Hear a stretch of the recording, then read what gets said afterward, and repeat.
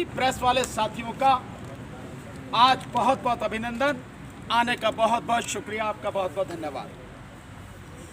जो मैं आपके सामने बात रखना चाहता हूं वो 2-3 बातें हैं साथियों।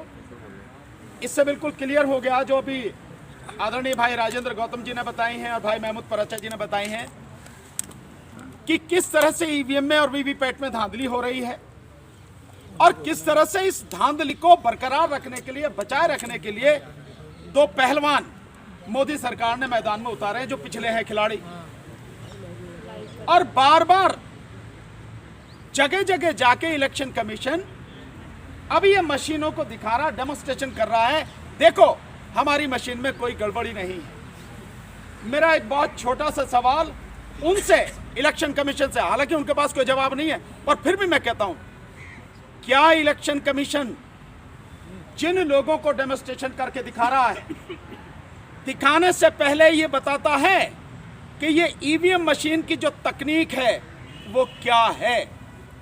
ये बताता है कि ये तकनीक कैसे काम करती है? ये बताता है कि इसमें किस तरह से मैनिपुलेशन हो सकती है या नहीं हो सकती? बताता है।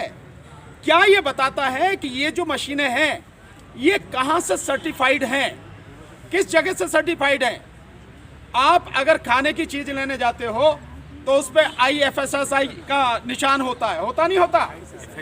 FSSI का निशान होता है नहीं होता? बाकायदा उसकी मोहर लगी, यानी वहां से सर्टिफाइड है। आप और कोई चीजें लेते हो तो ISI का निशान होता कि नहीं होता? सर्टिफाइड होता। माना आप कुकर लेने चले जाओ तो उस पर लिखा तो ना ISI मार्क, उसका सर्टिफिकेशन होता है।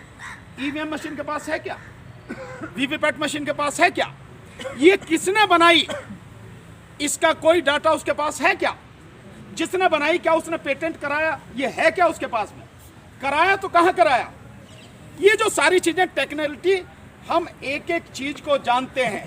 और ये जितने 2 पहलवान उतारे हैं ना, कुरैशी और रावत, इन दोनों को चैलेंज, वर्तमान इलेक्शन कमीशन को चैलेंज, तुम में अगर हिम्मत है, तुम अगर वाकई में सच कह रहे हो और ये सब कुछ सच है, मैदान में आओ ना, मैदान में आके खुली डिबेट करते हैं, दुनिया भर के मीडिया को बुलाओ और उस समय जो सच सबके सामने आएगा उसे दुनिया को दिखाओ। नहीं, मशीन भी एक्सचेंज करो, हम अपनी दे रहे हैं, आप अपनी दो, निश्चित रूप से पता लगेगा ना। तो ये सब कुछ उनमें हिम्मत नहीं है। ये किसी कोने में बिठा के कहीं कैसे ये टर मचाने के लिए लोग खड़े कर दिए हैं। हम इससे घबराने वाले नहीं हैं और इस देश की जनता भी उनके झांसे में आने वाली नहीं है। और इस सबके पीछे है कौन? असली जो चीज है, इस सबके पीछे है कौन? क्या इलेक्शन कमीशन? नहीं, महमूद भाई ने बता दिया, इलेक्शन कमीशन तो जिसने अपॉइंट किया है वो उसके हाथ की कठपुतली है, वो तो उसके लिए काम करता है। और किया किसने? सरकार ने।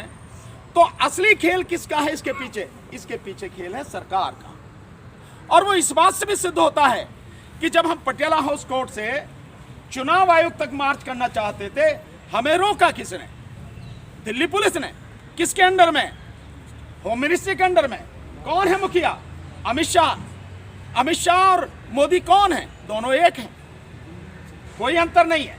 इसका मतलब सरकार ने हमें रोका। क्यों? कि जनता के सामने सच ना आ जाए। वो समझ गई है कि ये तो इतनी बुरी तरह से तुल गए हैं, ये तो ऐसे आके मैदान में डट गए हैं कि इनसे कैसे जान बचाई जा, तो इन्हें कम से कम वहीं तक जाने से रोको आप, ताकि सच ना पता लग जाए। और यही चीज हुई परसों। परसों हम कर रहे थे? क्या अपराध था हमारा? कोई अपराध नहीं। उस दिन मैक्सिमम संख्या में, हजारों की संख्या में एडवोकेट्स थे, कुछ हमारे और भी साथी थे सिविल सोसाइटी के, लेकिन मैक्सिमम, आप तो सारे मीडिया के साथी वहां पे थे, आपने तो अपनी आंखों से देखा, वो सारे के सारे साथी जो वहां पे थे एडवोकेट थे। और हम माननीय सर्वोच्च न्यायालय के सामने जाना चाह रहे थे। क्यों जाना चाह रहे थे? हमारे साथ में बैठे हैं, ये देखिए अतुल भाई जी बैठे हैं, अतुल पटेल जी, ये गुजरात से हैं और अपनी जान को जोखिम में डाल के ये जगह जगह वीवीपैट का प्रदर्शन, ईवीएम और वीवीपैट का प्रदर्शन दिखा रहे हैं। ये अपनी मशीन लेके आए थे और हम बाकायदा जाके उस मशीन के माध्यम से डेमोन्स्ट्रेशन करना चाहते थे सुप्रीम कोर्ट के सामने। पुलिस कहती है कि आप जा नहीं सकते, धारा 144 लगी है।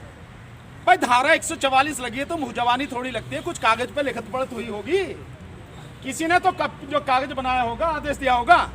महमूद भाई ने पूछा तो कहाँ भैया धारा 144? हमारे पास नहीं है धारा 144। तो वैसे ही कह रहे हो भाई, तुम सरकारी आदमी हो, हम वकील हैं, कानून की बात कर रहे हो, हम कानून की बात कर रहे हैं, तो दिखाओ धारा 144।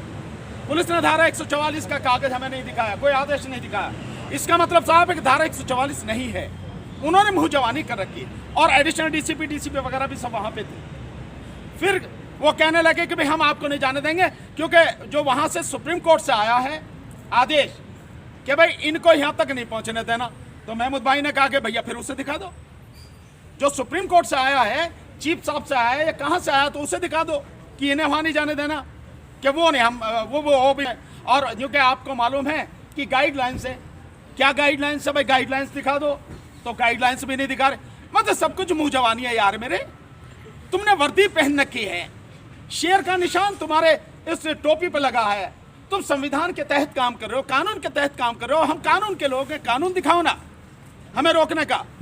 और फिर भी अगर हम मान लेते हैं तो धारा 144 हो या कोई भी हो, संविधान से ऊपर थोड़ा ही है। संविधान का अनुच्छेद 19 और संविधान का अनुच्छेद 21 इस देश के हर नागरिक को, हर किसी को, 140 करोड़ नागरिकों को अधिकार देता है कि वो कभी भी कहीं भी शांतिपूर्वक तरीके से, संवैधानिक तरीके से, लोकतांत्रिक तरीके से, बिना किसी हथियार के अपनी बात रख सकता है, प्रदर्शन कर सकता है। ये संविधान।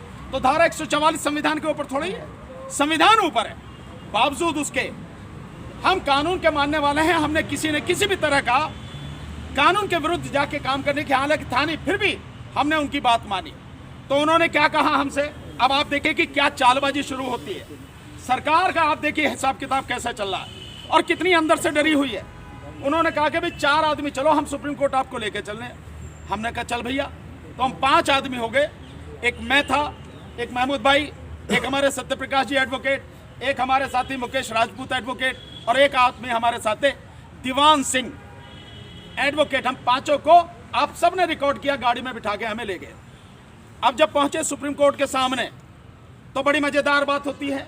वो जो बेचारे 3-4 पुलिस वाले थे वो कह रहे उतारो भाई, गाड़ी रोक ली वहां। तभी कोई फोन आता है, मुझे पता नहीं कहां से आता, ऊपर से आता है, क्योंकि आजकल तो ऊपर से आते ना, तो ऊपर से आया होगा। तो वो फोन आया और उन्होंने कहा कि इन्हें मंदिर मार्ग लेके जाओ। हमने कहा भाई यहाँ की बात हुई थी, अब मंदिर मार्ग। तो हमारा अपहरण करके, इसे अपहरण कहेंगे कानून की भाषा में, हमारा अपहरण करके हमें धोखा देके 420 हुई, चीटिंग की हमारे साथ। सो हमें कह के सुप्रीम कोर्ट, और वहां से उठा के ले गए हमें मंदिर मार्ग थाने। 1.5 घंटे रखा और उसके बाद छोड़ा, और उसके बाद हमने सारी बातें सबको बताई। तो ये सब कौन करा रहा है? सरकार। बेईमान कौन है? ये तो ईमानदार कह रहे हैं, मैं तो सीधे सीधे कह रहा हूं, बेईमान कौन है? सरकार। और सरकार किसकी है? कौन चला रहा? एक ही आदमी तो है, देश का प्रधानमंत्री नरेंद्र मोदी। बेईमान असली वो है, वो जो सच सामने नहीं आने देता। तो वो जो सारी चीजें हैं, सब कुछ लगातार हो रही है, और सरकार अंदर से बहुत डरी हुई है। और लोगों का रेस्पॉन्स, मैं धन्यवाद आपको बार बार देता हूं कि आप जिस तरह से हमारी बात को लोगों तक पहुंचा रहे हो। लोगों का रेस्पॉन्स इतना जबरदस्त है कि हमारा जो फोन है वो हर समय एंगेज आ रहा है, इतने फोन लगातार आ रहे हैं। ठीक है ना? बाकी उसके विषय में क्या करना, हमारे आदरणीय डीसी कपिल साहब सारी चीज बताएंगे। पर मैं एक चीज आपके सामने सिर्फ रखना चाहता हूं, हमारा प्रोग्राम अब इसके साथ साथ जो आगे चलेगा, इस समय 17 तारीख से, यानी कल से, जो प्रोग्राम हमने बताया था कि जो ज्ञापन देना है राष्ट्रपति को, वो 17 तारीख से सिग्नेचर करा के 25 तारीख को मतदाता दिवस पर हर जिले में देना है। लेकिन हमारे कुछ साथियों ने अभी से देना शुरू किया। उसके विषय में हिजम राजेंद्र सिंघा साहब के कहाँ दिया जा चुका है वो बताएंगे आपको। लेकिन मैं उससे आगे की जो बता रहा हूँ कि आगामी जो हमारा प्रोग्राम है वो आपको और पूरे देश में लोगों को जाना बहुत जरूरी है। और इस बात को जितने भी हमारी स्टेट की यूनिट हैं, जितने भी देश भर में जिलों में और लोकसभाओं में हमारे साथी हमें देख रहे हैं, हमारे साथ जुड़ रहे हैं, ये उन सबसे हमारा निवेदन है कि वो तैयारी इसके हिसाब से करें जो आगामी प्रोग्राम हमारा होने वाला है। मैं बता देता हूँ। तो जो प्रोग्राम है उस प्रोग्राम के विषय में उसको 31 की को छोड़ देता हूँ, बाकी वो बताते हूँ। ठीक है, हमारी जो नेशनल लेवल पे हर स्टेट में उनकी राजधानियों में जो मीटिंग शुरू होंगी वो 27 तारीख से शुरू हो रही है, 26 तारीख के बाद, क्योंकि 26 तारीख का गणतंत्र दिवस है, हम उसके विषय में कहीं नहीं चाहते कि कोई किसी तरह की कोई बात हो, तो वो 27 तारीख से शुरू हो रहा है। हो सकता है इन डेट में हमें थोड़ा बहुत आगे पीछे करना पड़े, लेकिन ये टेंटेटिव जो प्रोग्राम है वो ये है 27 जनवरी को हैदराबाद में हमारी बड़ी मीटिंग होगी इस ईवीएम के मसले को लेकर। 28 जनवरी को राजस्थान में गुजरात में राजकोट में हमारी मीटिंग होगी इस ईवीएम को लेकर, वहाँ और बड़ा प्रोग्राम है। 29 तारीख को हमारी मुंबई में मीटिंग होगी, तो मुंबई के जो साथी हैं वो सब इसके माध्यम से जो खबर आ रही है पहुँचेगी आप तक, तैयारी करें, राजकोट वाले भी तैयारी करें, हैदराबाद वाले भी साथी तैयारी करें। 30 तारीख को हम लोग बेंगलोर में हमारा प्रोग्राम रहेगा। इसके बाद 2 तारीख को हरियाणा रोहतक में हमारा प्रोग्राम रहेगा। इसके बाद 4 तारीख को उत्तर प्रदेश में लखनऊ में हमारा प्रोग्राम रहेगा। इसके बाद 6 तारीख को मध्य प्रदेश में भोपाल में हमारा प्रोग्राम रहेगा। इसके बाद 8 तारीख को राजस्थान जयपुर में हमारा प्रोग्राम रहेगा। और उसके बाद दिल्ली में 11 फरवरी को, यानी 11 फरवरी को जो प्रोग्राम होगा वो दिल्ली में होगा, और दिल्ली में इस बार ऐतिहासिक प्रोग्राम होगा जो अब तक नहीं हुआ है।